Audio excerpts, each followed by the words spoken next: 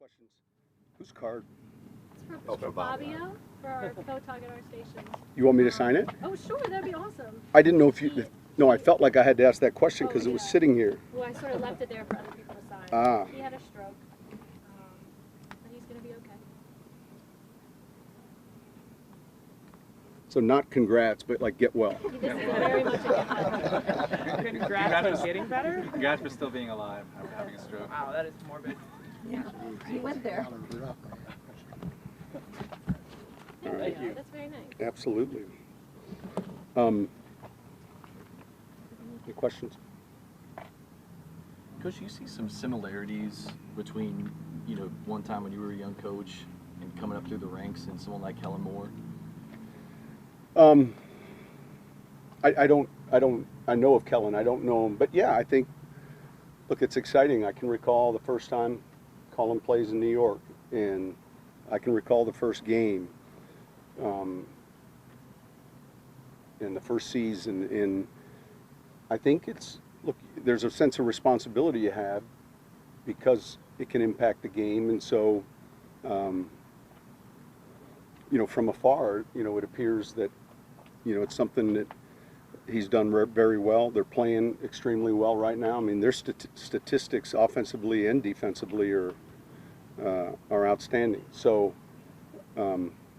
it's about communicating. It's about leading. It's about working on a plan, and then also working with others amongst the staff, and because ultimately you're calling a play, and if you're meeting on Wednesday about something you're not comfortable with, and someone else is really wanting that, you've got to be able to say, look, I'd rather hold on that. And that's not easy to do sometimes when you're young on a staff. But I think that certainly it's looked good to date. Is it apparent at all, the difference between Scott Linehan and what he's done early? Yeah, I would say so. You see a different flavor relative to what they're doing, and yet, it still involves the runner. It still involves some base principles, but yeah, I think I think it is different. So when you look back at last year's game, was it a lot of what you all didn't do or what Dallas did, do you feel like? Probably a combination of both. I'd start with how well they played. I mean, I think it would be short-sighted of me to say, well, we just didn't. I mean, they played exceptionally well, beat us in most of the areas. I thought defensively we played well for a good majority of the game, and it was a lower scoring game, but that every once in a while in our league, you come away from a loss and you get humbled quick, and then you got to get back up and get ready to go the next week. And that was one of those games. Last year, Drew talked about how you guys worked together for so long that he would often complete your sentences, and vice versa. Having these two young guys in the quarterback's room right now, how would you describe them? Are they sort of like sponges? Yeah. First off, they've been exposed to a routine and a schedule relative to how Drew prepares. Those guys are together all the time. Taysom, of course, misses some of the quarterback meeting because he's in the special teams meetings, but they're different too. And so, our job as coaches is to put the players in the best chance to be successful. And as we prepare for a game plan with Teddy and or Taysom, that's different than maybe the game plan that we would be putting together for Drew. So there are a number of things that that we're doing differently. And last week I made this comment. Saturday we always have a team meeting, and then the night before, and then we'll meet offensively and defensively, and then there'd be snack, and then after snack we would go into the quarterback room and go through and dot. Drew would go through and dot the plays that he likes in each section. And this past Saturday, Teddy asked Pete, he said, hey, do you mind right after the offensive meeting if we do our dots and then eat afterwards? And we're like, that's fine.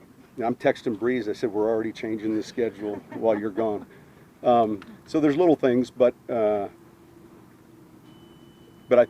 think still the work ethic and the attention to detail is something that has to transcend whoever's playing that position. How much better was it to get in this building and not be planning in a hotel room ahead of a game and being away for 2 weeks? Man, it was pretty good out there. One of the challenges of being at home, there aren't many, obviously the advantage of crowd noise, the advantage of routine and familiarity, and yet a game like this, you know, the challenges of tickets, the challenges of friends and cousins and family members all coming in. And I just finished talking to our players about protect your routine. And that might, you know, not be easy to do for some relatives that are coming in, because everyone wants a little bit of time with each player. So when we were in Washington, you know, we were in a hotel room, you know, isolated from everyone. And so you do get a schedule, and you do have that extra time. And so it's just, you know, understanding the differences of home and away. Sean, what have you seen in Mario Edwards so far? He's quick, he's sudden, he's someone that I think has got good football instincts. He's now stayed healthy. Of course, we had his father in Dallas. That was my next question. Yeah, and you know, it's not often you have a cornerback and then a defensive tackle, but he's doing well. He's a good addition for us. As far as you know, is that the first father-son you ever coached? I'm sure I've coached more father-sons than just that. I'd have to stop and think about it. Probably not a lot, but it's the first that I can recall. Do you see any similar? I know you play different positions, but do you see any similar? I know Kellen Moore hasn't coached any father-sons, right? I mean, that would be fair to say.